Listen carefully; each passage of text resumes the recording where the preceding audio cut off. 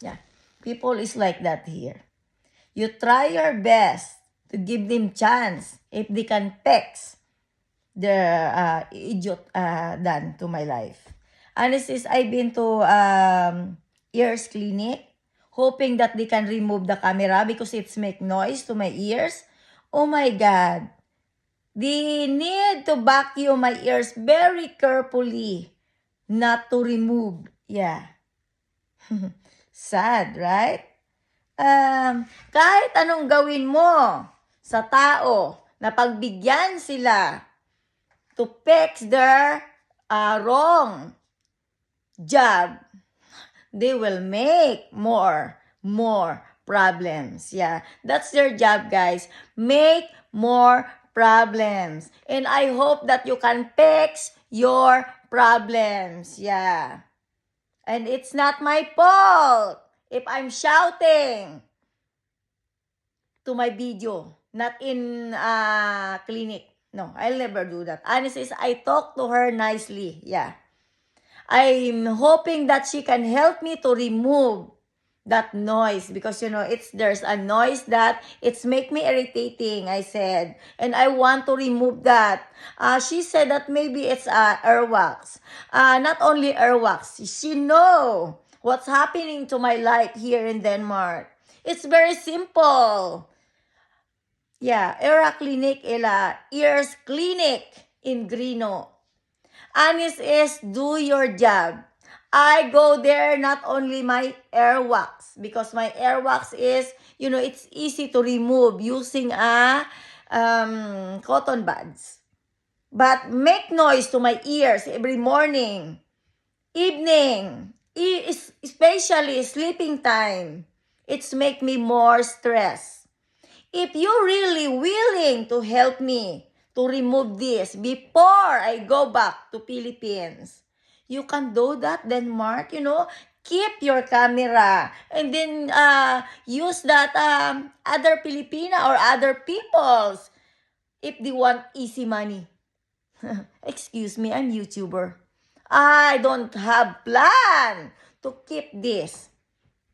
I will go to one of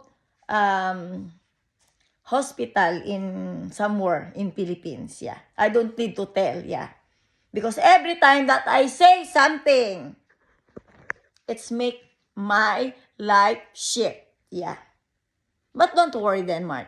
Every time that you make noise, especially people here, I make noise to sleeping time. Yeah, I'm waiting that they sleep good. Yeah, to attack to. You make noise, I make noise. So it's gonna be peer in this earth, right? Honest is, I try my best to be nice, yeah. I try my best to go there because, making an appointment using cell phone or call them to have a time. I cannot get the time, yes. That's why I go there in person to use my card, yeah. But you know what? Oh, I didn't get help. Honestly, I didn't get help. She removed the other side, but the other side is still making very noise. Especially in sleeping time. Especially if I make video to my YouTube channels. Wow. To be continue business, yeah. Nice business here in Denmark. Yes, I'm sorry to do this, but to say this, but the reality is that's your business. I'm not your business, okay? I can have my own business, but thinking easy money, how to earn using this shit ears. Could you please move away from me, madam? Because I don't have any patience to your shit. Yeah. I don't have any patience that I'm waiting how you destroyed my ears every day. But this time, promise, you make my ear shit, all of your family, even baby, I make more noise too. I hope that you can manage if I make noise. Not only music. Noise. The noise. Yeah. will come back. Yeah. Honest is, I'm waiting that they will be fixed and they will be nice to me. But after a while, yes, Denmark, if you can get a possibility to travel going somewhere, you can make another shit problems.